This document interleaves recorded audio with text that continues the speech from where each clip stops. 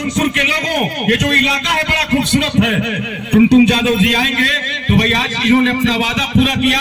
एक बार जोरदार ताली सुखनंदन राय जी के दिल के साथ सम्मान से बजा दीजिए, ये मोहब्बत है। बहुत बहुत बहुत आप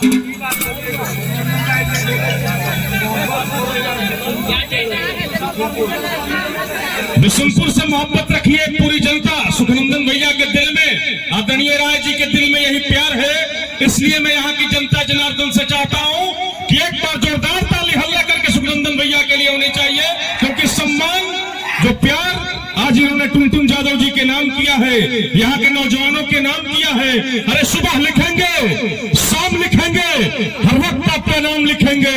वो कलम भी दीवानी हो जाएगी बिशुनपुर के लोगों, जिस कलम से हम आपका नाम लिखेंगे। इसलिए एक बार जोरदार तालियां सम्मान के साथ बजाइए, क्योंकि अब हमारे गार्जियन व्यास जी को सम्मानित करने जा रहे हैं। क्या दौर है, क्या रात है।